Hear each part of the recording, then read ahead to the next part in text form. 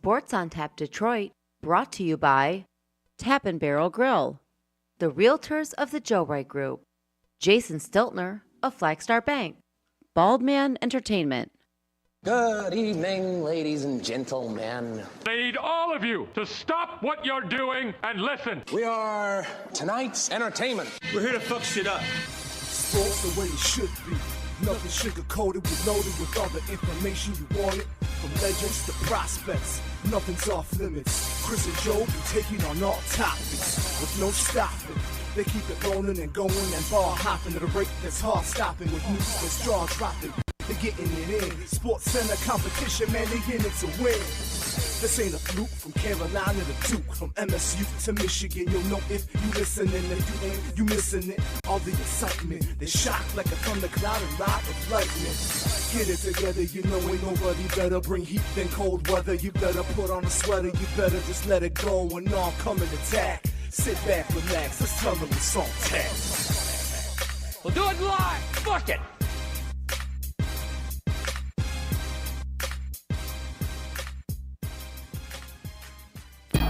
I said the Lions won a game. Man, we going all the way. All the way, baby. We about to celebrate. Come on, why? Because the Lions won a game, bitch. It's a good intro. I like that.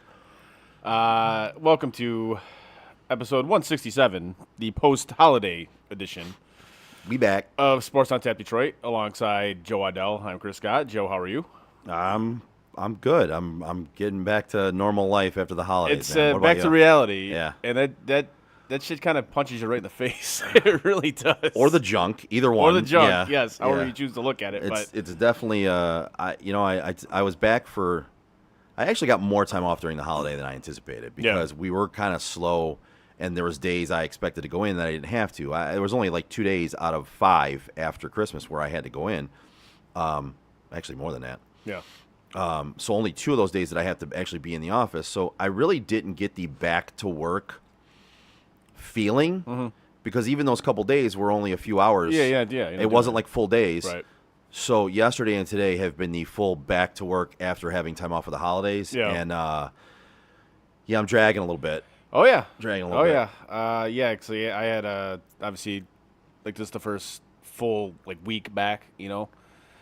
It's a bit rough, not gonna lie, but it is what it is. We persevere. we move forward. Yeah. And my first day back yesterday consisted of, obviously, a full day of work, and then it was phone calls and emails and text messages until probably about 8 o'clock last night as well. So, yeah, it's not been a fun couple days back to work. No, I can't imagine. That sounds a lot worse than mine, but still not great nonetheless. That being said, how was your holiday? Was it good? It was good. Yeah. I enjoyed the holiday a lot. I enjoy this time of year a little bit more now, obviously, as I've said before. Yeah. The little ones, even when they're not yours, I think you've experienced, even little ones that aren't yours kind of make the holidays just a little bit better as opposed to not. You know what I mean? So seeing them open up gifts and seeing them enjoy the holiday season is a little bit. I don't give a shit about your kids. Not mine. No, those kids. Oh. No, it is different because they get so excited about it, even though I'm pro just gift bag instead of, like, wrapping shit. We talked about wrapping shit on the last pod we did. Yep. Oh, yeah. So I am definitely pro gift bag. Yeah. But obviously the kids, they want something to tear apart and rip open, see what it is. Just seeing the surprise on their face, though, and seeing the happiness on their face, it does make it a little better. I never really enjoyed the holiday season until, I cared about any kids in my life, my niece, my daughter, and that, so yeah, it makes it better. That's fair. How about yours? You and Allison have a good Christmas? I thought it was pretty solid. Can't complain too much about it. Way too much food. And it's weird. Like that time between, like, Thanksgiving and New Year's, time doesn't exist. It really doesn't. If you because you never know what day it is. And neither does a diet. No, that's where I was going with this. Is neither does a diet. The calories don't count. Any of that shit doesn't count. You're just constantly either eating or drinking something. Yep. And it's just like, okay. And now it's like, oh, shit. I got to figure out a way to deal with this, Mike, fuck the Buckeyes. We're not getting to that. Shush. We'll get to it Yeah, a little bit. We will. We'll get to it, Mike. Yes, Calm down, man. because what's happening in that is nightmare fuel for Michigan fans. But we'll get to that later. Not for people like us, but Yeah, but it's getting to the point. It's going to be nightmare fuel for Michigan fans. yeah. Anyways, yeah. But yeah. Yeah, So- like I said, it was good. Good to see family. Saw some people I haven't seen in a minute, so that was cool. Yeah, just kind of did the thing. Ate the food. Ate the food. Ate too much of it. Ate way too much of it. Just hung out with family. It was good. It was good. Can't complain too much. So, like I said, back to reality now, which Snap back to reality. literally snap back to reality. But we're here. We're back. Like I said, our post-holiday edition. So we roll. So obviously some stuff has happened since our last show 2-3 weeks ago. Like what? Do tell. Oh, just like obviously the Red Wings finally got a new coach, which Yeah. I mean, They got again. What happens? What happens when you replace your coach midseason? And the Wings have never done it before, except for this, right? you get a new coach bump. So you either get a tank where it backfires on you, Yep. or you get a new coach bump, and they've gotten the new coach bump. Like it was funny. Like the first game McClellan coached was against the Leafs, and me and Lady Friend went to that game. And before the game, we were at the bar having a few drinks, and guy comes up to me. He goes, "So what do you think?" And I was like, honestly, I can see the Wings winning tonight. He was a Red Wings fan. And he goes, man, he's like, how? He's like, the Leafs are good. I'm like, I know the Leafs are good, but you got a new coach bump. They were fucking awful that night. They were absolutely terrible. And Yeah, they were. Credit to McClellan. He called them out. I believe it was the following day. He goes, just play fucking hockey like you have your whole life. And since that point, they've been good. But I mean, obviously, we'll see how long that lasts because the new coach bump it'll last, anywhere between like 2 weeks, maybe a month, and then it kind of, like we say, water always finds its level. Mm-hmm. Yep. I still think that team is not properly constructed, and I think that's going to be their ultimate downfall, no matter who the coach is. Their goaltending is not great, so unless they somehow fix that first and foremost, I still think they're going to miss the playoffs. But I think they'll be a significantly better hockey team because of it. I mean, McClellan's got a proven track record. He's a good coach. I just don't think the roster that they have now is good enough to make it to the playoffs. Yeah. So, but we shall see. It's still we're at the halfway point of the season now, so there's still plenty of time to go to see if they can make it. The Eastern Conference is not great this year, so I mean they could prove me wrong and get in. Who knows? But Alicia, what tea are we spilling? I don't. Well, you said there was a lot of things that happened while we were off, and I said, "Oh, well, like what? Do tell." Oh, yeah. And so mean, that comment was that. Yeah, the like that. Obviously, the NFL playoffs are about to start here. College football playoffs. Which let's hit that first, since that is kind of played All right, out. all right, Mike, are you still there? Because we're going to talk Buckeyes. We are going to talk a little bit of Buckeyes. So yeah, the college football playoff has started. And for my Uncle Joe and Frank, we're going to talk Notre Dame as well.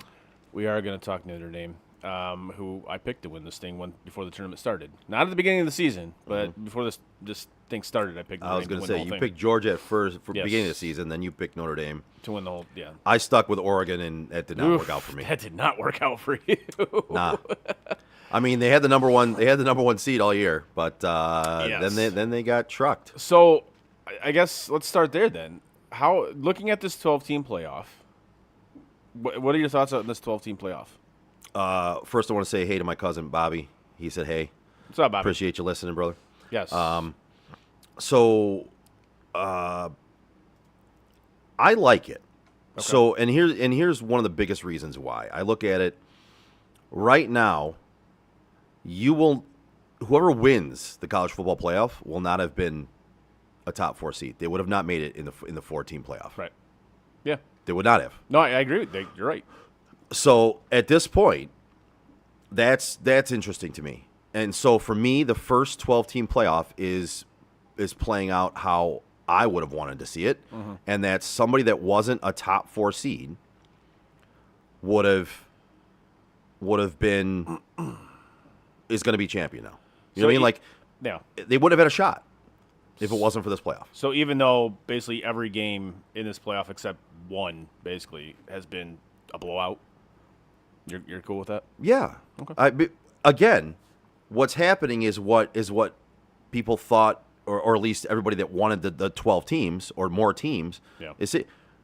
None of these teams would have had a shot in the old playoff. It would have been the top 4. That's it. No, you're absolutely you know what I mean? right. So like none of these teams that are in it now currently would have any shot at the national championship in the old way. Now I know we talked about this previous to this thing starting, and if you preferred 12 or 8 or whatever, I still prefer the 8.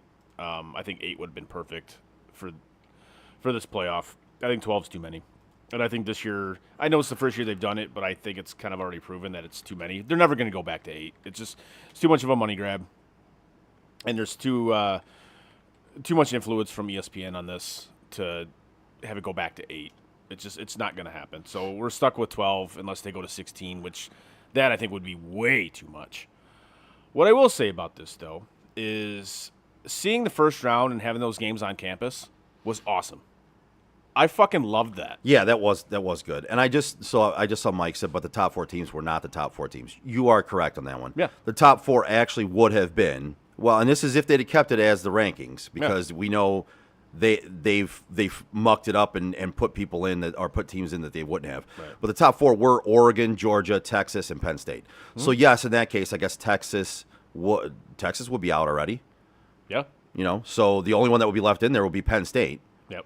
Penn State will be the only top 4 team left in the old way. Yes. So you're right, Mike, on that one. One top 4 team will be left in there. Notre Dame, in the old way, Notre Dame was 5th. They wouldn't have even made it. Ohio State would have never had a chance at it. And Texas would have been in, but like you look at it, like it's kind of funny how Oregon kind of got jobbed in this. So yeah, I'm wrong. Texas and Penn State, actually. Like, so Oregon, they win the conference, right? And then they kind of play Ohio State in the second round. Yeah. It's like, really? But Penn State doesn't win their conference. Gets basically dump trucked in the conference championship game. Yeah. And their path is SMU at home. And Boise State. And Boise State. Yeah. Like, make that make sense, you know? But in the end, I think if anybody's going to complain about stuff like that, it's you have to beat who's in front of you. And, I agree. And if you don't, then you don't win. I mean, that's just the way it is. I mean, that's like in the NFL when certain fan bases want to say, oh, they had an easier schedule. They play who they play. Right. They either win or they lose, period. But it does give credence to the argument of reseeding. It does. Which, if that's what they go with, I wouldn't be against it. Reseeding, that's fine. I'm fine with the reseeding, absolutely. I think that's what they should have done, honestly. I would be fine with that. Yeah. But I think, to me, this lends credence to the fact that, and again, back to Mike's point, 2 of these teams, yes, if they went based off the top 4 rankings at the end of the season, which they don't always do, then 2 of these teams would have been in there. Right. Penn State and Texas. But Ohio State and Notre Dame, the 2 who I actually think are going to play for the national championship, would not have been in. And there's the nightmare fuel for a Michigan fan. If Notre Dame and Ohio State play in the national championship game. Not for me. Well, I'm talking about Michigan fan at large. Like psychotic Michigan fan? Yeah. No, they're going to fucking hate that because it's the 2 schools they hate the most. And one of them's got to win. Right. I don't. Again, I maybe I'm different, but I really. I mean, yes, I don't necessarily like either school, and I'm not gonna. I wouldn't root for them in other games, but I will watch that game and enjoy the shit out of it. Yeah. But I like football. Same here. But back to the games on campus. I not only think they should do it the first round on campus. I think they should do the quarterfinals on campus too. It's just, you see the atmosphere. It's just, and not to mention, you're asking some of these fan bases to like travel to 3 different fucking games. You know, The only reason they won't do that is because there's too much money to be made in putting the bowl game titles in there. I get it, and I know that's why they're not going to do it. But oh my god, that would be so much better if they did it. And I've said this numerous times. And your national championship game's at the Rose Bowl. Done. It's the road to the Rose Bowl, like the road to the Final Four. Yeah. Do that. But looking at these games and looking how Ohio State just absolutely dismantled Oregon, That game was over in the second quarter. It was done. Yeah, and if I were to look at this, you could tell me what you think, but I just said it. I think it's going to be Ohio State Notre Dame playing for the national championship. I think you're right. I look at this Texas-Ohio State game. I think Ohio State's going to absolutely demolish Texas. I do. Texas, to me, is not that good. I don't think they're that good. They're a little fraudulent. I think they're significantly fraudulent. They're not going to be able to cover Jeremiah Smith. Are you fucking kidding me? You see what he did against Oregon? That dude was a man-child. He's a fucking freshman. Yeah. That dude reminded me of like Andre Johnson at Miami. Yeah. Like he was an absolute monster against Oregon. And it just boggles your mind even more now what the fuck Ryan Day and Chip Kelly were thinking when they played Michigan. Like what were you doing? So this Ohio State team, Yeah. the way they've been playing, that's what baffles me the most about that Michigan game. Right. There is no way that this Ohio State team should have lost to Michigan. Absolutely not. But Ryan Day wanted to be a fucking hard ass and said, "No, we're gonna beat you running the ball. We're gonna beat you at your own game." Yeah. Well, that's stupid. It's very stupid. When you could have had a track meet out there, Right. and run up the score on them, you want to be Yes. Captain Badass and say we're gonna beat you at your own game, and you're stubborn as shit. Yeah. So you're gonna try to beat them at their own game. But guess what? It backfired on you. Now technically, you're still looking good because You you're are in the still looking playoffs, good. and I think you're gonna make the national championship game. Yeah. But in reality, what were you thinking? You let your ego get in the way, and you lost. Brooks says, I think they wanted 3 weeks off. Fair, but like I look at that, and this is the one knock I'll have against Ohio State and with the rest of these playoffs is it's Ryan Day. He's going to do something incredibly stupid because his ego's going to get in the way, and it's going to fuck him. Well, and here's the thing: how many Ohio State fans are still going to want him to get fired if he's going to make the national championship game or even win it? How many Ohio State fans are still going to want him fired because he can't beat Michigan in the last 3 years? Which is absurd. Which, in my opinion, it is absurd. Yeah. Listen, if you were to tell me as a Michigan fan, which we just won the Natty, which great. I think that Michigan team will be the last undefeated national champion. Oh, based on NIL and the way it's going to work out? Yeah, no, I would agree with you. But if you were to say to any fan base, any logical thinking fan base, Yeah. you're going to lose to your rival the next 4 years in a row, but you win one Natty. Give me the Natty. Thank you. Give me the Natty. Thank you. Why? That trumps everything. How is that not? It trumps everything. But how does it not with certain fan bases? I don't understand. Because those people are fucking stupid. It should trump literally The Natty trumps everything. Fucking everything. And like I see, even if Ohio State wins it this year, there's always going to be the asterisk of you didn't beat Michigan. So, No. What? So That will never be in there. So you're Only saying- in your mind it will. now, if Ohio State does win this year, I'll say this: Michigan's Natty is better. You're so petty. It is because they beat you, and they went undefeated. Yeah. I know that's kind of like a. It's a little petty. It's a little petty, but I mean, it's funny. it is funny because it's true. Petty. But petty, but true. But to your point, But from a person who's also very petty in a lot of ways, I mean, it's fine. yeah, because we'll always have that over it. Yeah. It's like okay. But to your point, yes, if you give me the option of like, you can win a Natty, but you lose to your rival 4 straight years. What do you take? Give me the fucking. I don't fine. Natty every time. Give me the Natty all day. It trumps Every everything. time. It trumps everything. But the people who don't believe that are fucking stupid. So you'd rather beat your rival 4 straight years, but not win a national But see, championship. that's the old school college football thinking. It's not that way anymore. Guys. No. It's not that way anymore. Like it's not only rivals and your conference championship. Like there's bigger things to look at, and yes, I mean, should Ryan Day be ridiculed for the way he's had his team play Michigan the last few years? Yep. Yes, absolutely. Yep. But listen, to call for him to be fired at this point, even at this point, without making it to the Natty or winning it, even at this point is stupid. The guy wins. He hasn't won against Michigan, but he's still winning. It's insane to me. And Brooks, if you're still with us, if they lose against Texas, should he be fired? That's a good question. I would say it would be stupid. I really would.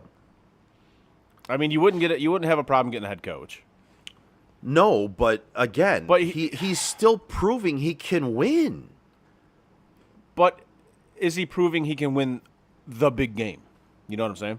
So basically, it's win the Natty or you're useless. But it's Ohio State. That's the standard. Oh. That's the standard at Ohio State. Yeah, National championship or bust. I disagree. You pay $20 million for that fucking roster. It's national championship or bust. Everybody's paying $20 million. That's my rosters now. point. That's exactly what I'm saying. Is you pay that money to win natties. You don't pay that money to get bounced in the semifinals. Well, you can say that you about don't pay that money to lose your rival. You can say that about every school. Agreed, In yes. the top 25 or 4 And that's or fine. 30. So in that case, every team who doesn't win a Natty should just fire their coach. If it goes on long enough, yes. You're gonna have 39 schools firing their coaches. If it goes on long enough, yes. Like this is year 4. This is 4 years that he hasn't won shit. If they get bounced in this playoff. Answer the question, Brooks. You're an Ohio State fan. I think that's a little absurd, but you're an Ohio. We were talking about that with Harbaugh. Yeah. Okay, but again, Harbaugh was losing and losing and losing. Right. At least he has a winning record other than Michigan. I mean, they win games. And that's fair. But Harbaugh was losing everything. Harbaugh was losing and losing and losing, and Ryan Day is winning and winning. But what has Ryan Day actually won? He hasn't won anything. Mike, that didn't answer the question. You just said, yes, he can win, but he has to win a big game, Michigan or Natty. Yeah. Okay, so you're saying, let me ask you this, Mike. If he does not win the Natty this year, do you want him fired? It's a simple yes or no. No Natty, fired or no. And that's, to me, it's absurd. There was a reason we were calling for Harbaugh's head. Right. Because he was not winning against hardly anybody. There was big problems there. Yep. He was having 8-win seasons, 9-win seasons, losing to Michigan State, losing to Ohio State. Yep. Constantly. Not even competing for a Big Ten championship. He said no. No, he shouldn't be fired. Okay. That's fair. So yes, does he need to prove he can win big games? Does he need to win a Natty here? Not, I don't think this year. But to say he needs to be fired when he's proving he can win, like it's kind of like the James Franklin scenario right now too. You know, like he's just a putz. Like Penn State's obviously not going to fire him. No. Like regardless of if they lose in the semifinal or not, or if they win a Natty, they're not going to fire him. No. But with James Franklin, they kind of mirror each other, him and Ryan Day. He said yes, he needs the Natty this year. Oh, he needs the Natty in order to not get fired. I think that's what he means. Okay. Yeah. So yes, he needs the Natty, or else you want him fired. I mean, there you go. Hey. Again, that's the standard. It just is. They'll say it themselves. That's the standard. Win a national championship. I think that's short-sighted. I really do, and I don't like the guy. I think the guy's a fucking tool. No, I'm with you 100%. I think the guy's a fucking doofus. But again, what has he won? He hasn't won anything. I mean, he's won 2 playoff games in this year. Great, but you still haven't won. He beat the number 1 school. I'm just saying. You beat your rival once, right? And you haven't won. You haven't gotten to the playoff. Oh, he did get to the playoff, but they lost in the playoff. Okay. And you haven't won a national championship in 4 years or 5 years, whatever. I mean, if I'm an Ohio State fan and the national championship is the standard, I look at that as like, yeah, I could see him getting canned. Now, if they make it to the final, to the championship game, I don't think he should be fired. But if they lose the semifinal game, yeah, I do. I think he should. So if they lose to Texas, they definitely. If they lose to Texas, he but should if he absolutely makes be it there, if he makes it to the national championship game and loses, I can live with that. But if he loses against Texas, I think he should absolutely be fired. Man, we live in a world where just nobody gets cut any slack at all. No, but these guys know and this is coming from a person who Yeah. doesn't like the guy. I can't stand the guy. But hey, these guys know what they signed up for. Yeah, I just like I said, I Especially that psychotic fan base. it's a little well, yes. I mean, But come on. I see it as being a little short-sighted. That's all. But as I was saying, I think they're going to absolutely roll Texas. I really do too. To me, it's going to be Ohio State Notre Dame. It is. I think the Notre Dame Penn State game is going to be a little bit closer, but I think ultimately Notre Dame will win. And then you get to the Natty. Who knows? Like honestly, who knows? Yeah, I don't know. Like we'll talk about that at a later show. But I can't. I don't know who I'll be rooting for in that one because if referees, baby, yeah, really. call a shitload of penalties. if Notre Dame wins, I have to hear it from my uncle and Frank, and if Ohio State wins, I got to hear it from Brooks. Can the Stripes win in that game? I don't know. Great. Can they tie? No. All right, that sucks. Although again, like I said, I'm not so crazy that I won't enjoy the game. I think if that's the game, I think it'll be a fun game to watch, and I will enjoy it. Yeah, I mean, not knowing who I want to win, it might make it actually more fun. I think you make a good point there because just watching that game and I don't like either team. It's all right, cool. Like I can just sit back and watch it and be like, I don't fucking care. Because even in games sometimes where you say you don't care, you still kind of sway to one side or the other. Yeah. You know what I mean? Like Texas, Penn State. I don't really care about either school, but I would rather see Texas win if that was the matchup because I don't really like Penn State, and I think Franklin's a fucking putz. Yeah. But like if you were to pit other two Tennessee, Clemson, I literally would have no dog in that fight. Yeah. It wouldn't be I don't give a shit about either team. It's funny if it was Ohio State versus Penn State, right? I would have a little bit. That would. Ew. I would have a little bit of an issue with this because of obviously my hatred for Ohio State. Right, but then you hate James Franklin. But does that trump my hatred of James Franklin? Right. Do I really want to see James Franklin as a national championship head coach? I think you'd end up rooting for Ohio State. I think you're right. I think you're right. At least I'm pretty confident I'm right. At least I respect Ohio State. I do not respect James Franklin. Mm-hmm. So in turn, I do not respect Penn State. You know? Yeah. If it was basically any other coach at Penn State, yes, go Nittany Lions. Yeah. Absolutely. But my hatred for James Franklin, I have no respect for that program. I don't. Because I think that guy's we talk about how Ryan Day is a total fucking douchebag, and he is. But James Franklin is on another level when it comes to that. Oh, absolutely. All right, say, for example, it would have been Boise State, Arizona State. Oh, God. Literally no dog in the fight. None. Literally would not sway one way or the other. No. I just want to see a good game. To me, that game, okay, it might be a fun game to watch. But like Ohio State, Notre Dame, where I despise both programs, it actually might be a fun watch. I don't know who I want to win, so just go out there and kick the shit out of each other. I really don't know. I mean, if I had to go roll one way or the other on that, I'd probably slightly lean toward Notre Dame because I actually do like their head coach, even though he went to Ohio State. So I do kind of like their head coach. But yeah, other than that, I don't want to see that matchup at all. But I think that's the matchup we're going to get. Yeah, I'll have to figure out closer to the time if that's the matchup who I actually do want. You know what? I'll root for like whichever one of them gives me the best odds to win money, and I'll root for that team. There you go. That works. That works for me right there. You know who else works for you? Jason Stiller from Flagstar Bank. That's right. If you're a homeowner or looking to be a first-time home buyer, give Jason Stiltner, Senior Loan Officer at Flagstar Bank, a call today at 248-752-3631. Jason has great mortgage programs for first-time home buyers, including down payment assistance options and excellent interest rates. Again, give my guy Jason Stiltner from Flagstar Bank a call today at 248-752-3631 and get the excellent service you deserve.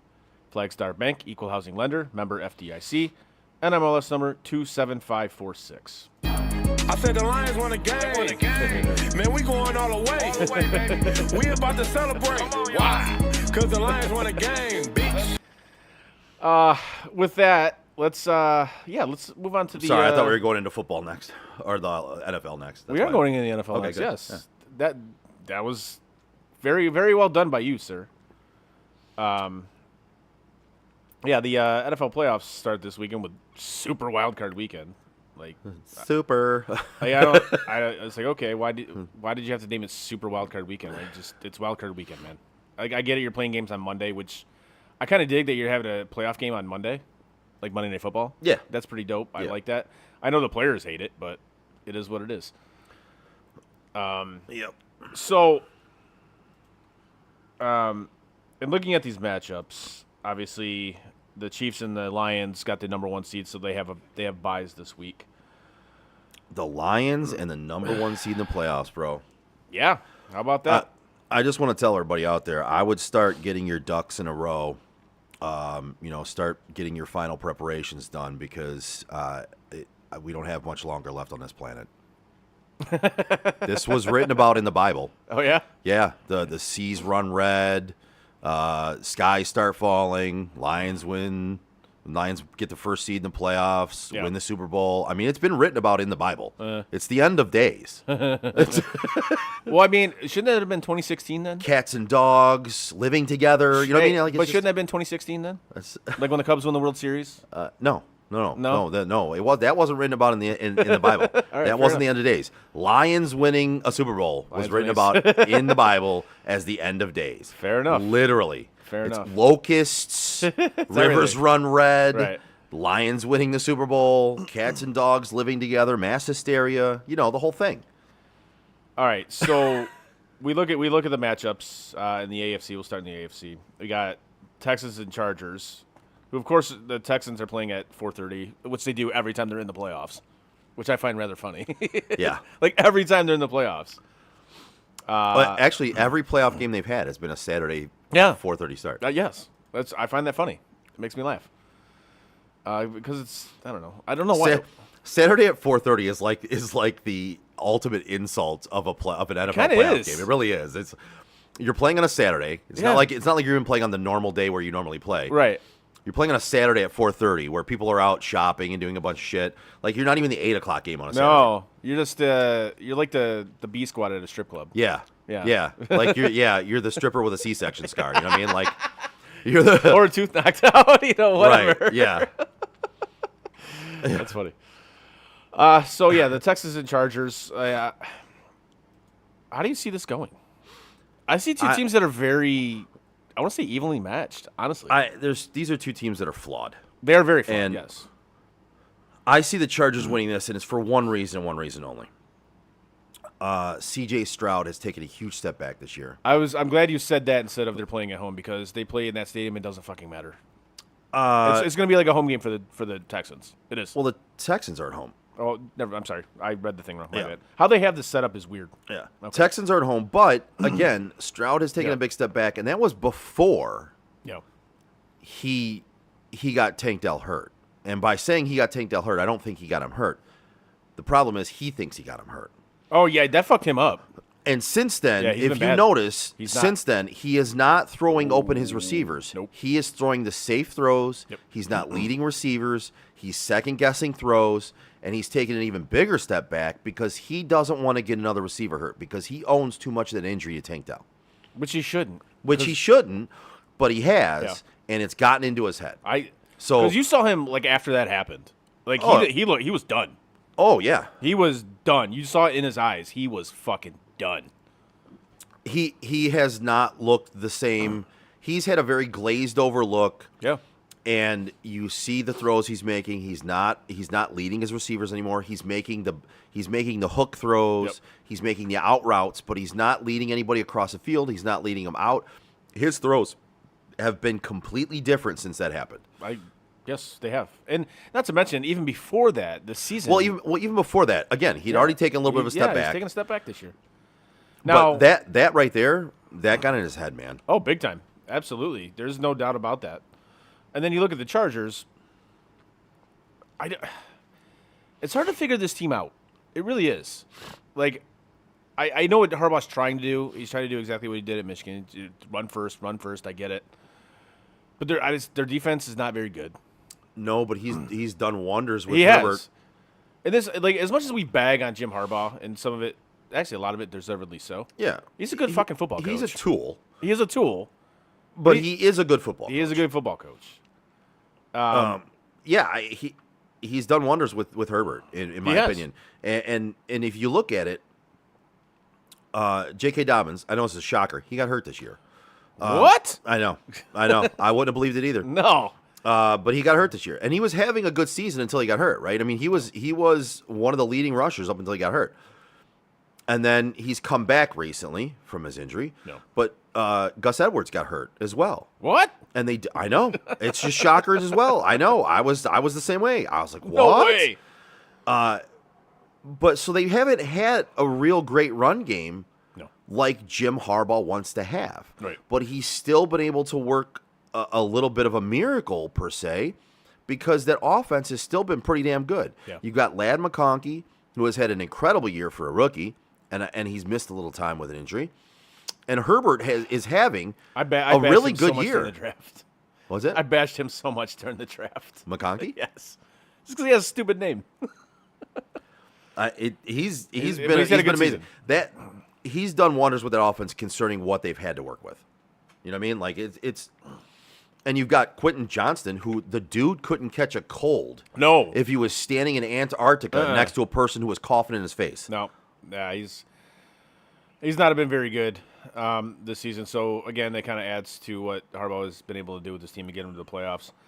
I'm with you on this. I do see the Chargers taking this one. I think it's going to be a close game because I think these teams are very similar. I think it'll be a close game. I see LA winning this game, but I'm not saying it's going to be a blowout. I think it will be close. Yeah. Moving on to the Ravens and Steelers. Again, division matchup. This will be the third time they've played each other this season. It's hard to beat a team three times in a row. It just is. Ask any athlete that they'll tell you the same thing. Yep. However, I see that happening. I think the Ravens are going to roll them. Russ is done. I don't necessarily think they're going to roll them. I think they will win. I think the Steelers defense will do a little bit to keep it close enough. I don't see this being a blowout. I do. Again, I could be wrong. I see this being a blowout. I think the Steelers are done. You saw the last 4 games of the season. We talked about this. The last 4 games of their season was going to be kind of like the litmus test of how good this team actually is, and they lost all 4 of them. Oh, they tanked. They tanked, and not only did they lose all 4 of them, they really didn't look good in any of them. No, and that's why I think this is a different playoff. I think this is a different Lamar going to the playoffs this year. I do. I don't disagree with that. And if it's not, this will be that's one of my hot takes for later when we get to the. Here's a question for you on this game. Yeah. So, Mike Tomlin, is he one of the most overrated coaches in football? He's mid. Literally, he's mid. Right, but he's touted as being like this great fucking coach, right? What's he saying? You are what your record says you are? He's a mid coach. Right. So basically, he's the Red Wings for 25 years, barely making the playoffs, but they got a playoff streak. He's a mid coach. So with a Super Bowl ring. With one Super Bowl ring, how long ago? Exactly. Exactly. And here's this. It was his idea to bring in Russ Wilson. It was his idea to bring in Justin Fields. Well, if you ask me, he should have stayed with Justin Fields. Well, here's the thing. When they benched Justin Fields, right, and brought in Russ, it worked. It did. It did. But in the short term. But see, this is what I don't get is why didn't Russ get the same type of short leash that Justin Fields got? Because Russ was supposed to be his guy all along. I get that. But and the team backed Justin Fields. Yeah. And so he went with Justin, and Russ had his injury, so he could use that as an excuse while he's injured. Then when he was healed, his ego wouldn't let him not play Russ Wilson. Right. So he had to put him in there. Even though you see it now that he's fucking done. He can't scramble away anymore because he's too fucking slow. He holds onto the ball way too fucking long. That's another thing I want to say is too many quarterbacks these days hold on the ball way too fucking long. What the fuck is going on? Another kind of thing I've been seeing a lot of lately with quarterbacks is when they finally scramble out of the pocket and they have nowhere to go and they just run out of bounds. Dude, chuck it in the 12th row. What are you doing? I'm so glad you said that. I've noticed way too much of this. The last 3 or 4 weeks, man, I've been really irritated at quarterback play. Yes. Because the quarterback play to me, is just insane now. It's been really bad this year. It's been bad. They're holding the football too long. They're not making decisions. if you look at that game, literally the last game, Detroit and Minnesota, Darnold, who has looked good all year, right? But Detroit got in his head. They were blitzing him a lot. He was seeing ghosts. But he had guys wide open on first looks and still didn't throw it. Yep. Held the ball too long. And then again, the other thing, and it's been many quarterbacks, because I've been really irritated over like the last 3 or 4 weeks, man. It has been bad. You aren't the only one that's noticed this. and you're right. When they go to run, they get out of the pocket, they run. They don't have anything, and they just continue running out of bounds. And you take like a 4-yard loss. Chuck the fucking football Yes. halfway to Timbuk fucking 2. Like, just throw it. I see it, and it bothers me almost as much as lining up literally, a shotgun. as you're running out of bounds, you could literally just do this. Done. Like, you don't even have to throw it far. No. You just chuck it out of bounds. Yes. You could throw it, if you're going out of bounds on the other team's sideline, you could throw it at somebody's junk. Yeah. Like, literally, just aim it at somebody's junk. Find the head coach and throw it at his face. What, like, seriously, Yes. what are we doing? Why are you taking a 4 or 5 yard loss? I don't understand that. I really don't. That's starting to annoy me as much as lining up a shotgun on like 4th and 1. And running it's absurd to me. I hate man. it so much. But back to this game. Like I said, I think the Ravens roll here. I do. I think the Steelers are toast. Russ is done. Again, he's got a noodle arm now. And enough with the Russ moonballs. So instead of let Russ cook, it's Russ is cooked. He is cooked. I think he's absolutely cooked. Like I said, he can't move in the pocket anymore. He can't run away from these guys anymore like he used to be able to. He can't. He's not that guy anymore, people. He's just not. And this is, You're not that again, guy. and like we just You're talked not that about guy. Tomlin as being an overrated coach. This is going to go down as coaching malpractice, in my opinion. That you saw it in real time that he was not the guy anymore. And yet you continued to play him because of your fucking ego. Well, and in my opinion, that's why I asked you the question. Tom, if I was a Steelers fan, I would want Tomlin gone at this point. Yes. I would not want Like him as there much as they anymore. wanted Matt Canada gone as their OC, like that would be my that would be my yes. I would be on the same level of wanting him gone as that coach. yes, because again, he's been. But the Steelers don't do this. They just don't fire coaches, and it's partly ownership now. It's not the guy that should be in charge. Yeah. It's the Art Rooney the second, I believe, and he's not a football guy. He's not. Right. So they obviously want to keep it the way it's always been. You know, status quo. You get us. You know, have good seasons, above 500, get us to the playoffs. Have an okay season. Yeah. Be above 500 Like now, by one like, game. The Steelers are one of the marquee franchises in the sport, and yet now they're a mid franchise. That's what they are. They're a mid franchise, I would agree with that. and it's sad because a lot of that falls on Mike Tomlin. Most of it. Like I like Mike Tomlin, I do, or fake Omar Epps, whatever you want to call him. But his ego, in my opinion, has completely sabotaged this organization. Mm-hmm. But that's what happens.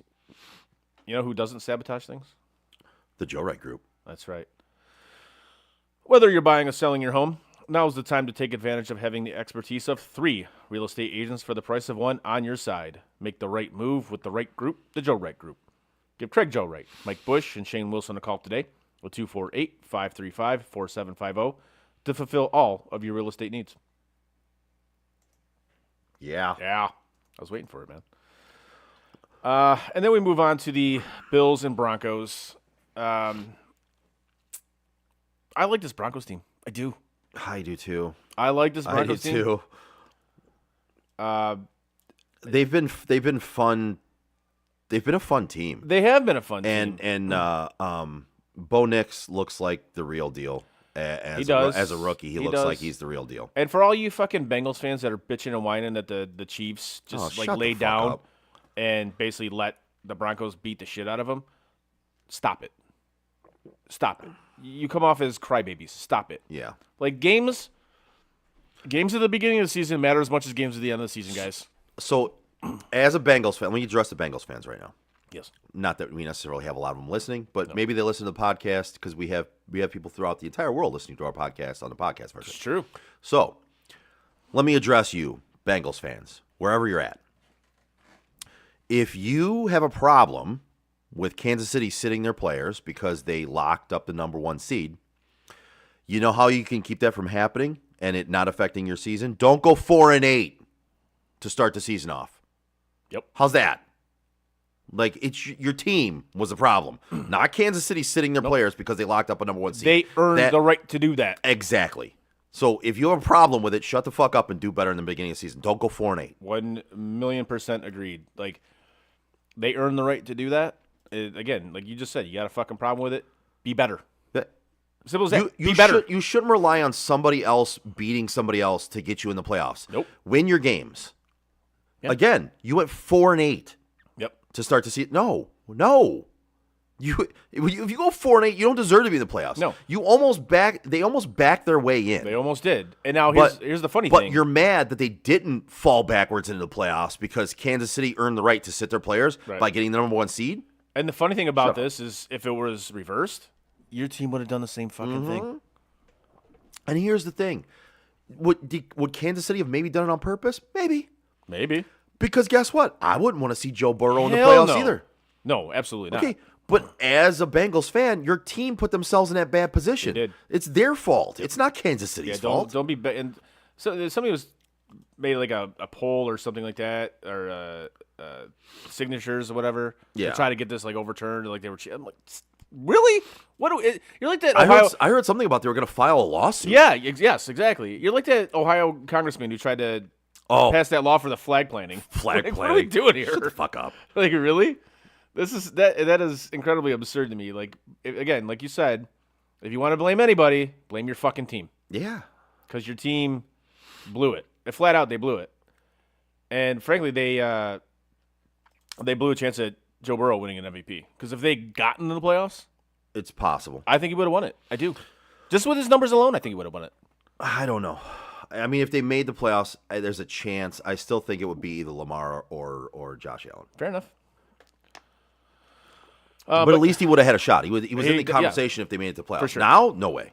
No, he's definitely not going to win it now. But anyways, getting back to the Bills-Broncos games, like I said, I like that Broncos team. That's a good defense. We bagged on Sean Payton quite a bit, and again, kind of deservedly so. But he's got his guy now. And we bagged on him last year, deservedly so. Yeah. But this year has been totally different. And actually, throughout the season, you've seen that team progress. You have. They've looked good at times, but they've also looked kind of iffy at times this year too. Well, they have a young team. They do. They're a young quarterback. Team that's learning how to win. Right. But overall, I would say if I was a Broncos fan, I would be happy with the season. You got arguably the best corner in the game. I would say he is the best corner in the game. That's just me. It's either him or Sauce. I'm gonna take him. Yeah. Because he actually tackles. Sauce really doesn't tackle. Yeah, that's true. He's kind of like Dion in that regard. But he can cover. But he can't. He doesn't. He's not a very good tackler. But yeah, and then you got the Bills, obviously. This kind of goes to one of the topics I wanted to bring up later. I guess we'll do it now because we talk about before the show like what coaches are under the most pressure to win, and this game to me has the one, and that is Sean McDermott. Okay. Because this is yes, this was supposed to be a rebuilding year. I get that, but once you locked up the division and ended up with the record you ended up with, that changed from it being a rebuilding year to, are you going to waste another year of Josh Allen? And this is the best Josh Allen possibly we've ever seen. And are you gonna waste that by some of your stupid coaching mistakes? I don't know. And that's why I think this game, this playoff season for him holds a lot as to whether he comes back next year. I still think he will, regardless of what happens here, because Buffalo's owner does not like to fire coaches. Yeah. But I think he's under a lot of pressure to at least get to the Super Bowl this year. Whether he wins or not, that's a completely different story. But I think that's his mandate, to at least get to the Super Bowl this year. And do I think they could do it? Yeah, why the fuck not? I mean, there's no dominant team in the AFC this year. And the road they're probably going to have to travel to do it ain't going to be an easy one, because if they end up beating the Broncos, then they got to go through Baltimore probably, and then they're probably going to have to go through the Chiefs. Yep. So if you can somehow get through that gauntlet and get to the Super Bowl, that's a hell of a job. But that's my thing. I think he's the coach that is under the most pressure this year to succeed. You know. Yeah. Now, in looking at this game, what do you see in this? I see the spread's 8.5.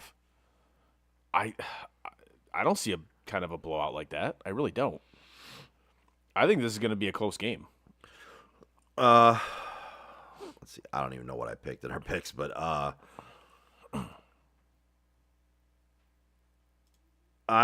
don't know. I can see Buffalo. I can see Buffalo winning this by more than that.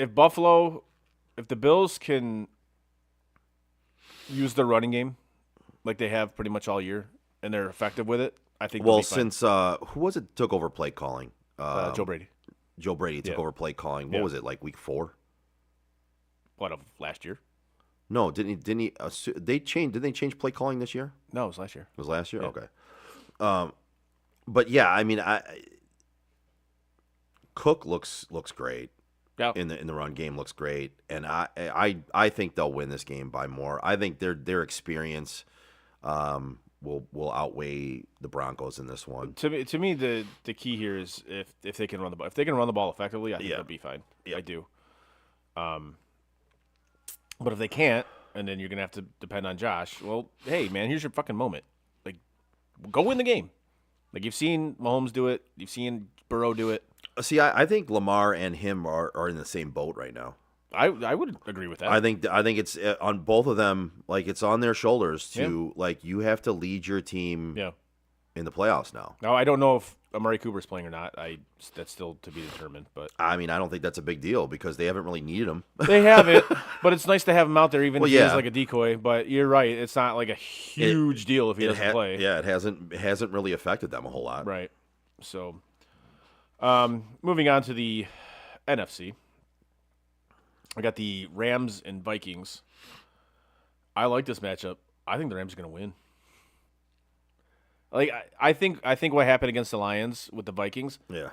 I think that's where you saw true Sam Darnold. It definitely was a different Sam Darnold than the rest of the season, and to me it was. That just showed me. So the one thing the Lions did right was they pressured, right? Right. They got pressure. Now they also left guys open because if Darnold was actually making decisions quickly and hitting his open receivers, they were fucked. They would have been fucked because they had open guys. But that speaks to your point, though. And one of them, Justin Jefferson, dropped the fucking ball in the back of the end zone and should have had a touchdown on that one. But there were several times where guys were open and he was throwing it in that direction. He just was off. He was off. Mm-hmm. And that's where you can give. I mean, I'm not taking anything away from the Lions. They actually put the pressure on him to pressure him to throw it off. But again, a better quarterback in that situation probably picks them apart a little bit. Yep. Now, the Rams, I don't know. I think, in my opinion, and I, again, could be wrong because, who knows? I'm not always right on everything. I think the Rams and Vikings game will be – I think this will be a pretty good game as far as, like, offense goes. I think Sam Darnold regains what he had the rest of the season that you saw, hitting open Justin Jefferson and not being so – I don't see the Rams blitzing and throwing him off as much as the Lions did. And I do. And if they do that, it's a matter of can Sam Darnold actually deal with the pressure and hit? And because I think the Lions laid out the blueprint. Like so here's the thing: if they go back and look at the tape, and Sam Darnold sees where he went wrong, which was when you're going to get pressured, your routes, you can't be wanting to go through your reads, bro. If you're getting blitzed, you have to decide where you're going to go with the football before the blitz happens. You have to have that hot route that you're going to go with. Hot route.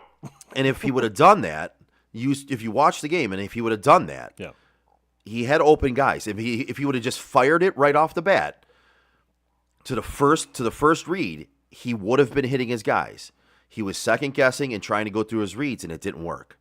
So if they watch that tape and they decide to do that, if they do blitz, this will be a good game. I think that's exactly what they're going to do. I think they're going to blitz the fuck out of them. It's a matter of say, hey, beat us. Well, and it's a matter of the Sam Darnold and the offense in Minnesota. Do they make the adjustments that they didn't make in the Lions game? And it's go with the first read and go with where you need to go before you snap it. And another reason why I think they're going to do that is because they know the Rams know their offense can put up points. So if their defense happens to give up a couple times, fine. Right. Like we'll answer right back, no big deal. But I think they look at Sam Darnold, and that's been one of the biggest knocks against him. When he gets pressured, he makes mistakes. Like, it's just what it is. And I think that's exactly what they're going to do. They're going to pressure him as much as they possibly can and see where it takes them. I think the Rams pull this one out. I do. I think this one's going to be this one's kind of going to be a slugfest. I'm looking forward to this game a lot. Yeah. I do have Minnesota pulling this game out. Okay. Next we got Bucks and Redskins. Baker. Now you want to talk about a slugfest? I think this one's going to be a slugfest. I'm looking for this one too. Yeah, I think this one's going to be a slugfest. At least I have somebody to root for in the playoffs right now. Yes, you do. I am. Baker. But I'm looking forward to seeing Jaden Daniels in the playoffs. Obviously, you're looking forward to Baker in the playoffs. I've seen him. I've seen Baker in the playoffs. I know what he can do. He's solid. Yeah, he took another team that I root for. Oh yeah, on a playoff run. Yeah. No way. Yeah, he did. It's a shame they don't have him anymore. Yeah, it's a damn shame. Your ownership is terrific. Yeah. I wanted Baker and I didn't want Deshaun Watson. I was a piece of shit racist for that though. Oh yeah, for sure. I look at this. I look at this game and I look at both these teams and they're both kind of like Jekyll and Hyde teams to me. Because you've seen games where they've been like really, really fucking good, and you've seen games where they've been really, really fucking bad. Well, with Tampa, I will say they've had injury problems too, but it's been low-key injury problems. Like it hasn't been as brought up as other teams' injury problems, like Detroit, like San Francisco. Yeah. I mean, for the first 4 games of the season, they had an offensive line that they were starting like their 5th offensive tackle. They lost Mike Evans for 4 games. They lost Godwin for half the season. Yep. What do you think about that play with Mike Evans, by the way? To get his yardage or whatever. Did you see that at the end of the game? I didn't. Okay, no. Never mind. Why? Well, it was a play that they didn't need to run, but they ran it anyway. Just to get him his yardage? Yeah, I'm okay with that. Okay. I like that as opposed to what Jerry Jones does by benching his quarterback. And he says he didn't know, so he doesn't get his bonus. And he said he didn't know. I like the fact that coaches and teams want their players to get their bonuses. Man, that's cool as shit. Like that's basically what the Bills did against the Patriots. They wanted to get their guys their bonuses. Well, that's the only. Josh Allen played one fucking play. Yeah. He took one snap just to keep his streak going. And they kept cooking the game to get him his touchdown. To cook, yeah. So he get his bonus. There was one which was well, they took him out, but every time they would get close, they put him back in. Like they get into the red zone, and then he'd go back in the game. Yeah. There was one that was like they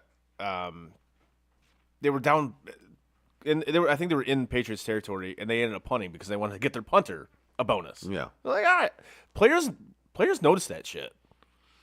Like, again, there's a difference between Jerry Jones and other organizations. Like, did you see how excited everyone was that he got that? Oh, they were pumped. I mean, it was excited. With Cook, same thing. They were with Evans. I mean, they were the whole team, the whole place was fucking pumped. Yep. I love that shit. No, I love it. think that's cool. And that's sometimes what makes the end of the season, like in these games that don't necessarily mean something. I like the fact that you learn all these things about these contracts and who's playing for what, because it is kind of cool when you're watching a game in week 18. Yeah, that has no playoff consequences and nothing, but yet there's players still out there playing for a contract incentive or a bonus. That makes it fun. It does. But like you said, then you got guys like Jera, who's like, nah. And I love the fact he said he didn't know. I'm like, you're the GM of the team. How did you not know? He didn't know that he had a $250,000 contract incentive. All right, dude. Meanwhile, he started every game that Dak Prescott didn't play. And actually, they looked better with him. except for the last game. Right. Oh, we had to see what we had in Trey Lance. Yeah. Oh, okay. Okay, sure. Okay. Right. I'm sure that's exactly how that was meant to go. But yeah, back to this Buccaneers-Commanders game. I think it's going to be a slugfest. I think we're both kind of in agreement on that. Yeah. I think it's going to be a fun game to watch. I think it is going to be a fun game to watch. I do think the Buccaneers are going to pull it out, though. If for no other reason than they're at home. I think these are very similar teams, too. They're at home. They both have, like, dynamic quarterbacks. They're at home, and they've been there before. Yes. I think I think being there before and having the experience does come into into play in the NFL. I really do, and you could tell me I'm wrong, but to me, No, I think it's having definitely a been thing. there and experienced it is a thing. The lights will not be too bright. You know what I mean? Right. Like they know what to expect. They know what they're going into. It's they're going to work. You know what I mean? And Speaking of going to work, you see the Pistons are 500, wow, right? I don't really give a shit, but wow. Well, yeah. Like we always talked about that. Like if they're decent or good, then I'll start to pay attention. Which, all right, at least get to 500, then we'll talk. But yeah, since you brought up the going to work, yeah. I had to throw that in there. But yeah, I think that to me is just what outweighs this matchup for me with Tampa Bay is they're at home and they've been there before. Yes. And the final one on our slate that we're going to talk about is the Eagles-Packers.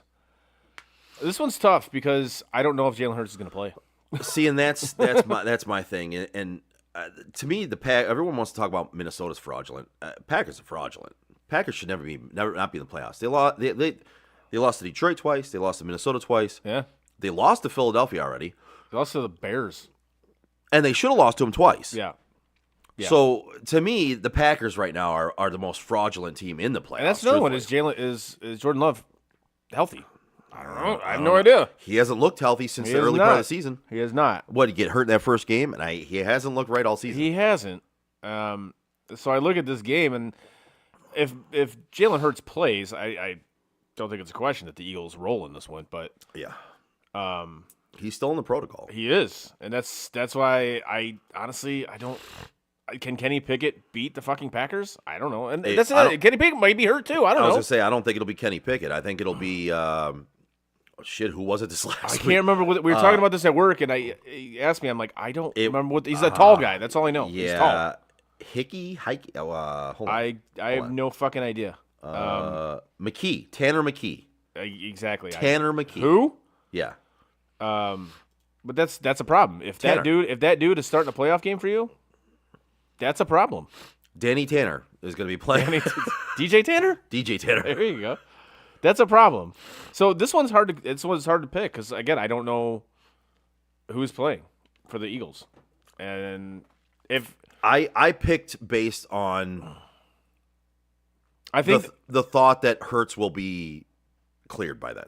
you know what Now, if he's not, it's a different story. But that's how I picked. I- I picked thinking that Hurts would be cleared. I think what's going to happen here is even if Hurts isn't cleared, they're just going to give the ball to Saquon and then let their defense win the game. Well, and that very well could happen. Yeah. So I'm going to take the Eagles in this Because one. I'm telling you, I truly believe at this point Green Bay is a fraud. I'm going to take Philly in this one. I think it'll be a decent game. Just judging by now because I don't know who's playing quarterback. If Right. Hurts is playing quarterback, then Then, I think yeah, Philly absolutely. rolls. Yeah. But if he's not playing quarterback and they just give the ball to Saquon the whole game and let the Eagles defense kind of take charge, it's going to be obviously closer. But I don't know. We'll see how that all plays out. Yep. And if you're looking for a place to go to watch any of those games or just to grab a nice dinner, look no further than Tap and Barrel Grill. Tap and Barrel Grill in Shelby Township is one of the newest sports bars in Metro Detroit. They have an upscale sports bar, features over 40 craft beers on tap, handcrafted cocktails, a delicious scratch-made food menu, and an amazing patio, which you can't be on this time of year, but once it gets warmer weather, they were voted best patio in Macomb County by Cranes Detroit Weekly. The comfortable feel, attentive staff, and fine dining food options make it a must-visit spot for sports fans and foodies alike. Whether you're watching the big game or just looking for a great meal, Tap and Barrel Grill has you covered. They have new food specials for the month, the Chimichurri Rainbow Trout, Tap Pot Pie, the Super Burrito, and their burger of the month is the T&B French Onion Burger, which Super Burrito sounds amazing. looks delicious. Yeah. The French Onion Burger looks amazing. Nice. Tap and Barrel Grill, visit them at 50055 Van Dyke Avenue in Shelby Township, or go to tapandbarrelgrill.com. Nice. Very, very well done, sir. Thank you. So obviously, at the end of every NFL regular season, they have what is known as Black Monday. Yeah. Now, in the case of the New England Patriots, that was Black Sunday because they didn't wait, an hour after the fucking game to fire Gerard Mayo, which I found rather funny, but that's what it is. So we got some openings for some of these teams. We got the Jets, the Bears, the Jaguars, Patriots, Saints, Raiders, which just came across, I think, earlier today. Yeah. So the Jets, the Saints, and maybe the Cowboys and the Bears, maybe because technically they don't have a head coach right now. Yeah. So in-season firings were Joe Douglas, general manager for the Jets, and Saleh. Did you see? Speaking of the Jets, did you see the last game of the season? What they did? They were doing their pregame shit out on the field, and they brought out a flag with the logo on it, and it was upside down. Oh, it's upside down. Yeah. Yep. As soon as I saw that, I immediately texted my buddy Seth, who it's the most Jets thing ever. That's exactly what I said to him. He's a huge Jets fan. I go, this might be the most Jets thing ever, dude. And he's like, I'm so fucking embarrassed by this franchise. Dude, I thought it was hilarious. So, and then also in this season, Dennis Allen, New Orleans coach, fired. Matt Eberflus got fired after the debacle in Detroit on Thanksgiving. Gerard Mayo got fired by New England on Sunday. We found out that Mike McDaniel is returning to Miami on Sunday. They confirmed that. God, what a disaster that is. Holy fuck. Yeah, at this point, I probably would have cut ties. Dolphins fans are furious about that, by the way. Yeah, I would have probably cut ties at this point. Another one we saw coming, which was Doug Peterson getting fired in Jacksonville. Obviously saw that coming. General manager Trent Baalke is returning. Again, another disaster. Why? Yeah, I wouldn't have had him return. If you're firing the coach, I'd fire the GM too and start over. Like, what guy's going to want to go down there? Like, really? And not want to bring in his own guys. Like, the Giants have confirmed that Brian Daboll and Joe Shen are returning. I'm okay with Daboll staying. I am. Yeah, I mean, listen, he was up against it. I mean, big time. The Bengals have fired their defensive coordinator, their offensive line coach, their linebackers coach, and their defensive line coach. Okay. Well, you see who you're fucking putting the blame on for that season. Yeah. The Seahawks have fired their offensive coordinator.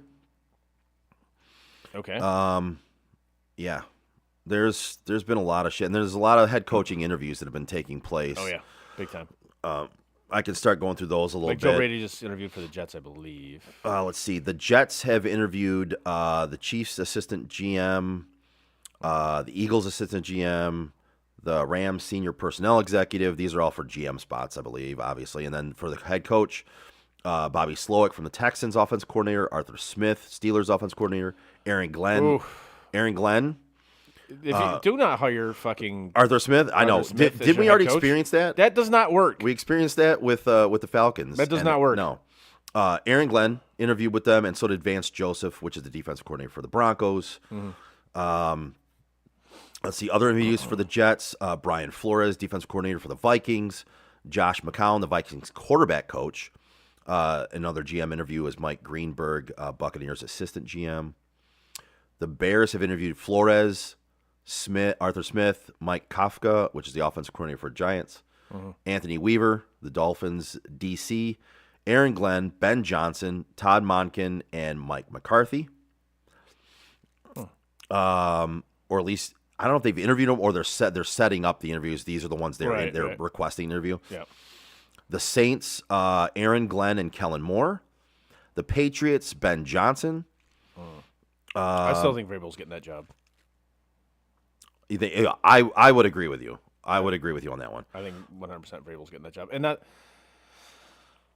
I mean, is that situation? The Bears interviewed Vrabel. Yeah, which they should. People keep saying that the Bears are gonna get Ben Johnson. I don't see that happening. The Bears don't pay head coaches like that. He's gonna want the bag, dude. Ben Johnson, and I don't see him going to Chicago. I could see him going to Dallas though. Oh, I could see that. Yeah, absolutely. But my hot take on this, and we kind of talked about it before the show. I can see the Jets handing him the bag. No? Oh, I could definitely see the Jets handing him the bag. But why would you want to go there? You don't have a quarterback.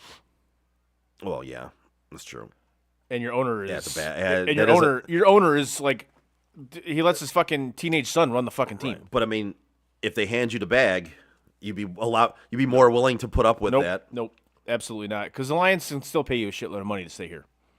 I mean, So I don't want to go to an organization where their fucking teenage kid runs the fucking team. I'm not doing that. But my hot take on this with Ben Johnson specifically is that I think he waits to see what happens in Baltimore. Yeah. Because I think if the Ravens flame out again early this year, I can see Steve Bisciotti going, "We're done here." Wow. It's been long enough. Yeah. Like how many more cracks should he get? You know, after winning that Super Bowl. Yeah. Well, how many more cracks has Tomlin's had? Way more cracks. I agree. Yes. But no, I do see where you're going with that. I agree. I think he's waiting. And then Well, here's the thing. I don't think that's going to happen this year. I don't think it is either. But if we wanted to throw something out there than the other candidates, like I you think said, I with think the Bears. Baltimore makes the Super Bowl in that conference. I can see it. Is how I think it goes down. But my other kind of hot take on this is Philadelphia. Ooh. Because Sirianni has already been kind of like on the outs a little bit. Yeah, And I think he's a dum dum, and I think he's going to do something incredibly stupid in the playoffs. that's possible. And the Eagles owner has kind of an itchy trigger finger. Yeah. Which is he has an itchy trigger finger, but he doesn't jump. He doesn't jump the gun. He doesn't jump the gun, but again, it's like He's all not right, afraid to pull that trigger. But once you fuck up, Yeah. all right, we're good. He's We're not good. afraid to pull that trigger. Yep. So I think if Ben, He's very much like our personalities. Like, listen, Yeah. okay, I'm not gonna be done with you. I got a cock. Like, I'm not gonna be done with you right away. Right. But once I'm done with you, I'm fucking done with you. Done. But yeah, those are kind of my two hot takes on that. Is he's waiting to see what happens in both those situations. Because I can see if the Eagles don't get to the Super Bowl this year, him just going, you know what, this clearly isn't working anymore. And you were kind of already on the outs, and you pick fights with fans, and you do like a lot of stupid shit to embarrass the organization. Yeah, we're gonna go in a different direction, and I could see, you see Ben Johnson with that offense. Yeesh. Oh, with the Philadelphia offense? Yeah. Oh, bro. Dude. Yes. That would be. And I'm not saying that the Eagles' offense is significantly better than the Lions, but with Ben Johnson but running it, with Ben Johnson running it, it would be Exactly. because you have Jalen Hurts, you have AJ Brown, Devontae Smith. I mean Saquon Saquon. Barkley. Like I mean, ooh, that would be that'd be tough. that'd be like Mike Mart's St. Louis Rams type shit. Oh yeah, You know. yeah. So those are kind of my hot takes with those. That I think specifically with Ben Johnson, that he could end up. Yeah. I truly believe no matter what happens with the Lions this year, Lions fans need to hope that they win the Super Bowl this year, which of course you obviously are. I believe both their DC and their OC are gone. DC, I give him more of a chance of being gone than the OC, but I think you're gonna lose one of them. At least. I see them losing both. Okay. The only reason they might not lose the OC is if Ben Johnson just decides to stay. Yeah. Because he's going to be offered jobs. Oh, he's going to get offered jobs. They're both gonna be offered jobs. offered a ton of money, but the money I don't think is an issue because the Lions will give him whatever to stay. They're both going to be offered jobs. Yeah, but and you look at it with Ben Johnson, he's specifically said, he goes, I'm not going to leave unless I find a situation I like, which I get. I think some of that is talk though. Yeah, Because I really do, because no NFL coach doesn't want to be a head coach and wouldn't jump at the chance to do it. Right. Now, he might be a little more selective than some of them, yeah. but even if it's just an okay situation with the right money, I think he's going to jump at it. I really do. Like I know, This obviously. segment is brought to you Whoa. by What'd the you Joe do? Wright Group. What'd you hit? I all of a sudden jumped into the pick segment. Holy shit. Nice. Apparently, the computer's telling us we're behind. I guess. But like one spot, he's obviously not going to go. He's not going to go to the Jags. Like I don't know if anybody wants to take that fucking job. With that owner, fuck that guy. Bears. I just don't see them putting up the money to do it. Like if I'm looking at offenses, I don't know. I wouldn't do the Jags if I were him because although listen, they have some offensive pieces that are intriguing. Yes, Brian Thomas Jr. has been everything he's been advertised to be, and more. You have Evan Ingram. We have 2 running backs there, a bruiser and a scat back type receiver type. I mean, offensively, Ben Johnson has been proven to be somewhat of a genius, I guess. So, I mean, that's intriguing. But again, the situation in Jacksonville with the owner and the GM, do you want to step into that? That's the big question there. You know what I mean? Chicago, right? Are they going to put out the money? So that's the only question. I don't think so. To me, that's the only question because you do have an offense there, and again, you and I are different. We don't see it in Caleb Williams, but some people a lot of people in the NFL do see it from him. They think he can be the guy, and you have the offensive weapons there. Like maybe that's intriguing to him, and maybe they do hand him the bag, but I don't see them handing him the bag. Neither do I. Jets again, they don't have a quarterback, so right? They can probably offer him the most amount of money. They don't have a quarterback. They have Devontae Adams, who is there but he's going to be gone. Only because Aaron Rodgers is there. From everything I read, he's going to be gone. He's going to be gone. Yeah. Aaron Rodgers is going to be gone. Yeah. Like, what do you have there? You have Breece Hall and Garrett Wilson, and no quarterback to even Right. So that's going to be gone. New England, I think that's Vrabel's job to lose. I think I would agree with that. He's definitely not going to New Orleans. Would you go to New Orleans? No. And then the Raiders? Like what you have Brock Bowers, who's I think that dude is good. That dude is really fucking good. That's probably the biggest understatement you've ever. That dude is really fucking good. Yeah, that dude is fucking really good. Yeah. But again, everything he was advertised to be more. But again, you don't have a quarterback, right? But I mean, could Brady get him there? Could. I mean, and speaking of Brady, I think this is the last year we see him in the booth. Really? Mm-hmm. I think he's going to take more of a role in ownership. Yeah. Yeah, I do. I think he's going to do the Super Bowl this year, obviously, because it's on Fox. Yeah. And I think he's done. Really? You don't even think this will be one and done? Yep. No. Yep, I do. Oh. I've been around a lot of things. I wouldn't care either way, I'll be honest with you, because when I don't even watch. I don't even listen to the announcers because I watch the Red Zone. So exactly, it's to me it doesn't matter. The announcers that matter to me are the night games. Like I want good announcers on the night games. And I'll be honest with you, as much as we all love Al Michaels, Al, will you please just hang it up already? I just love when he starts talking like betting and shit. That shit's hilarious. I love it. He clearly doesn't want to be there. No. Almost every game. No, because generally they're shit games. But even when they're good games, it's almost like he's mailing it in. He doesn't care anymore. Like you're like 90 years old. You have more money than God. Just be done, man. Right. Just right off into the sunset. You clearly don't want to be there. Yes. And then the other one is the Cowboys. Yeah. Now, are you gonna want to go coach the Cowboys with that type of owner / GM? I wouldn't. Neither would I. No. But you get the prestige of you're the head coach. You're the head coach of the Dallas Cowboys. Me and my buddy Jim were talking about this yesterday. And you have one of the best receivers in the league. You do. I mean, you have a decent enough quarterback. You got a decent defense. Listen, before Ben Johnson got a hold of him, Jared Goff was regarded as Dak Prescott, right? Only white. So again, besides the two that I mentioned earlier, the only true one I see on this list, maybe two, Bears, maybe, and the Cowboys. Maybe the Raiders. But again, they don't. The situation not that appealing because they don't have a quarterback. Yeah. Unless they draft one, or somehow get one in free agency. God, I hope. If Sam Darnold goes there, because I don't think the Vikings are going to hold on to Sam Darnold. I hope Tennessee takes a quarterback so the Browns get Travis Hunter. There you go. Well, that's the thing. I think the Raiders are going to go after Sam Darnold. I do. Yeah. I don't think the Vikings are going to keep him. I don't know. That's going to be another one that's going to be interesting to see what happens there. Are they?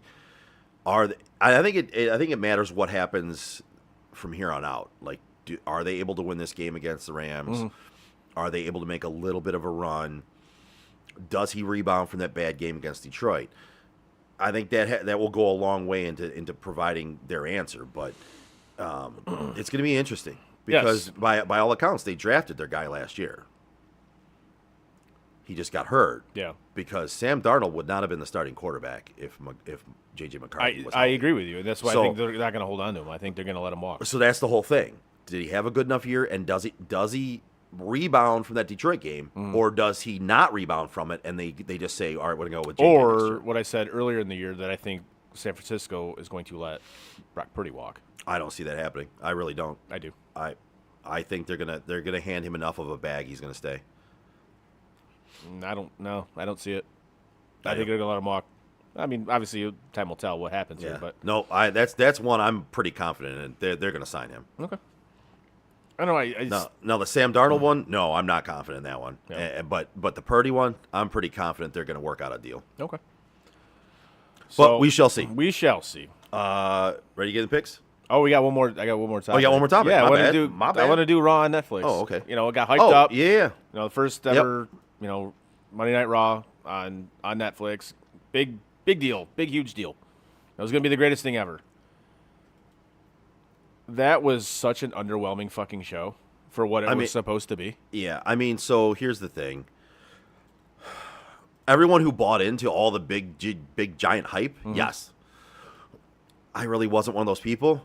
I thought they would do some special things because it was the first show on first show on Netflix. Oh.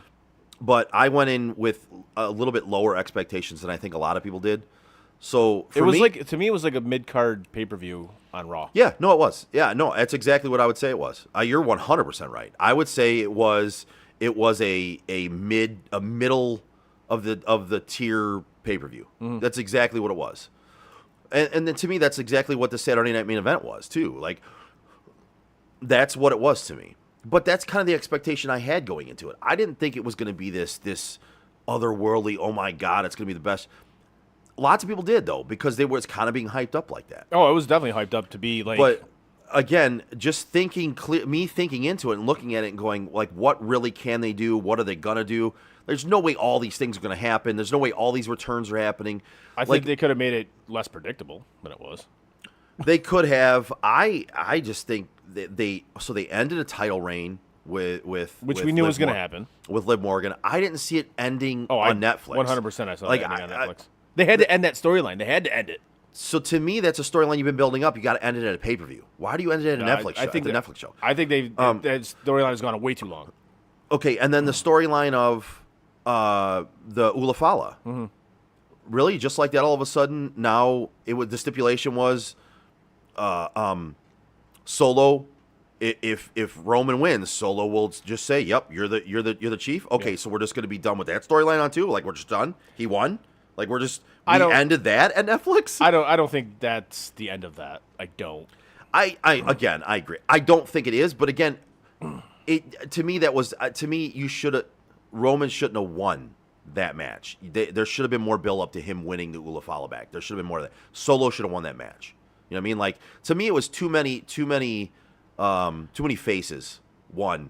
What I didn't like about that match is like the interference. I just let the two go at it. Well, it was. I know it's tribal combat and everything goes, but then let those two do anything goes. Right. We don't need like Sami Zayn and Jimmy or Jey Uso getting in the. No, we don't need any of that. Just let the two guys beat the shit out of each other. Combat rules. And be done with it. I didn't like I'm a fan of Roman. I didn't like the way I didn't think he should have won that match. I thought Solo should have won it, and that should have continued from there. But and then I don't know what the deal with the Rock is. Like, what is going on there? I don't know, man. I don't know. Is this just like biding his time until he totally fucks somebody over? Yeah, I don't know. Like, it was weird. Well, so here's the thing. So to start out the show, and Triple H has said this. I saw an interview. A lot of people are upset because they're now referencing what they really are, right? Yeah. Triple H is like, listen, we're not hiding what we are.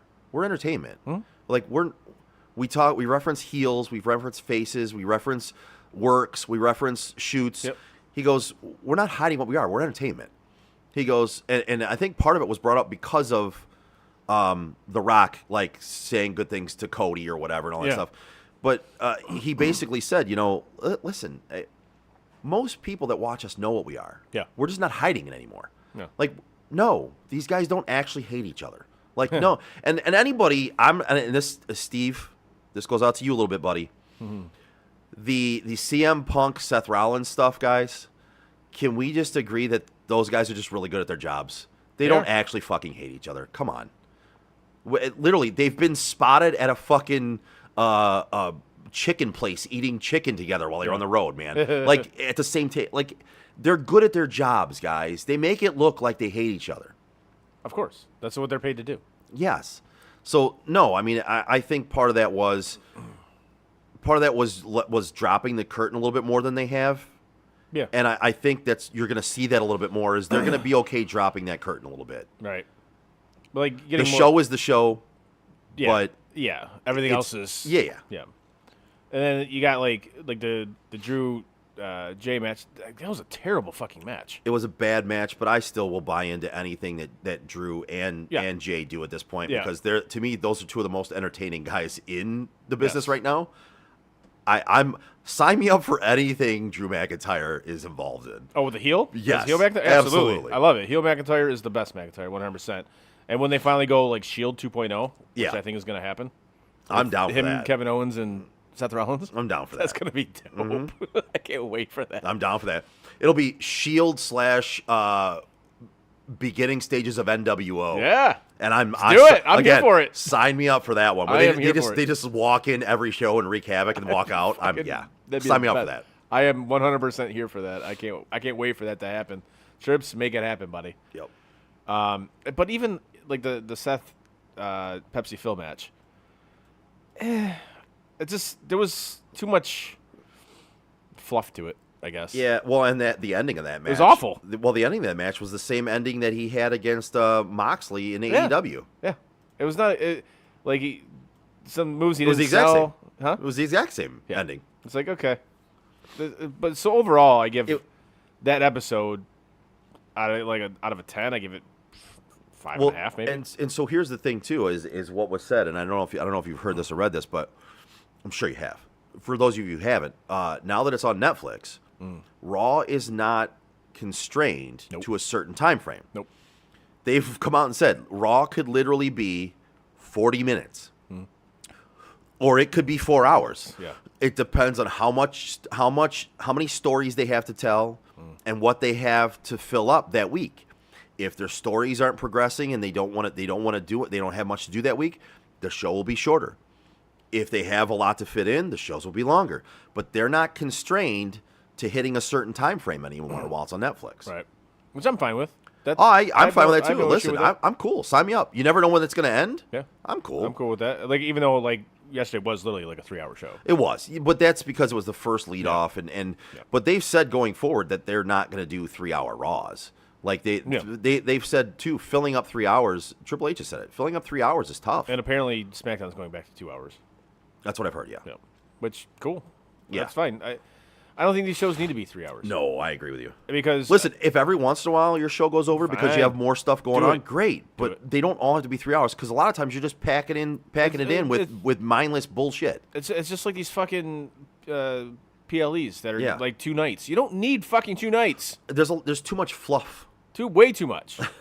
You don't need fucking 2-night PLEs. It doesn't need to be a thing. But anyways, we digress. All right, Raven Bix. Yeah, let's do it. Do it. This segment is brought to you by the Joe Wright Group. It's time! 8 years later. So I feel like it's been so long since we've done any picks. It's been a minute. We didn't do picks over the break over the holidays because I just frankly didn't feel like doing them. Yeah, and I'll be honest with you, I'm glad you didn't send them out because I didn't feel like doing it either. Exactly. If you'd have sent them out, I would have done it. But right. That's kind of my thought. Was like when you didn't, I was like, I'm good. I'm like, it's the holidays, whatever. Yeah. So there was too much going on to try to do that. Who cares? Yeah. It isn't that serious for us. No, but, certainly not. Looking at the last week that we picked, Frank won the college picks. It was Notre Dame, Indiana, SMU, PSU, Clemson, Texas, and Tennessee, Ohio State. So it was the first one. Okay. Frank went 4-0. Eric went 3-1. You and I both went 2-2. Okay. The NFL picks, Eric won. The NFL picks was 7-4 record. So Alicia won. Alicia won, yeah. Alicia won with 7-4. You and Frank had a 6-5 record. I went 5-6. Okay. So overall, I went normal and was just mid. My record is not good at 140, 144, and 2. I'm 4 games below 500. It is what it is. Eric is 145, 139, and 2. Frank is 136, 126, and 2. Chris, you are 148, 136, and 2. You are 12 games above 500. Boom. So, Losers. I will admit that. All right, so starting off with this week's picks, we have the college football playoff semifinals. Once I pull them up here, sorry. Give me a second here. It's like watching a bunch of retards trying to fuck a doorknob. It literally is, because I don't even know where the hell I'm looking right now. This is no good. Okay, here we go.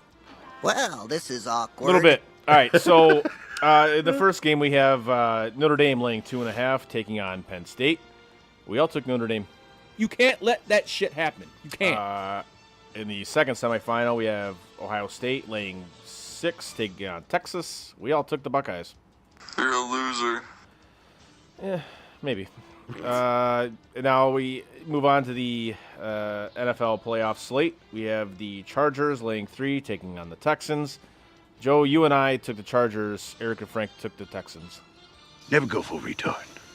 Next up, we got the Steelers taking on the Ravens. Ravens laying 10. You guys all took Pittsburgh. I took Baltimore.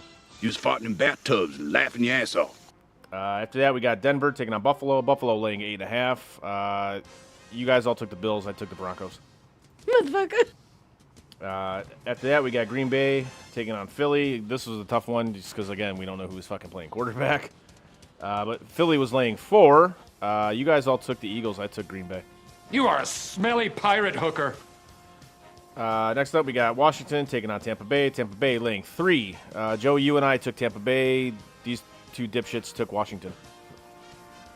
Why don't you go back to your home on Whore Island? Did you say that we all took Pittsburgh except for you? Yes. Frank didn't. Oh, he didn't? Frank took Baltimore. Oh, well, then there you go. I might have typed that in wrong. Sorry, Frank. My bad. Okay. Yeah, sorry. I was like, wait a second. I didn't think Frank took Pittsburgh. Don't worry. I'll go over him later on too. Oh, he did. He did take Baltimore. I just read it wrong. Gotcha. Okay. My bad. We're good. In the final game on the slate, Minnesota laying 1.5, taking on the Rams. You guys all took the Vikings. I took the Rams. Mana, the meatloaf! And those are this week's picks. If we take a fucking tight end, I quit! I had to end the picks with that. It's still an all-timer. All right. Anything else? No, I think we've had a pretty crammed episode here. Yeah, it's been crammed, and we've been on for a while, and I really have to take a pee. So let's hit the road. Yes. Give us a like, a share, and a follow on our social media like Facebook, Twitter, Instagram, Twitch, and YouTube. You can find all of our podcasts on your favorite podcast provider. Check out SOTDET.com.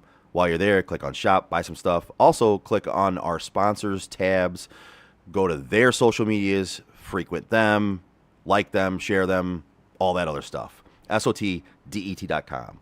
On behalf of Chris, I'm Joe. We are Sports on Tap Detroit. See you next Tuesday. And that is it for us today. No! God, please, no! Bye, have a great time. No! God! Bye, guys. No. Bye, buddy. No! Goodbye. No! Goodbye. No! It's never goodbye. Hey, You know, we've been through our ups and been through our downs. And you were meant to be here tonight. You guys will always be in my heart. Great moments are born from great opportunity. I think the most important part is that we all stay together throughout. Don't give up. Don't ever give up. Live. Fight like hell. The best thing I have ever done, the best thing I will ever do, is be a dad. God, I love you guys. Mamba out.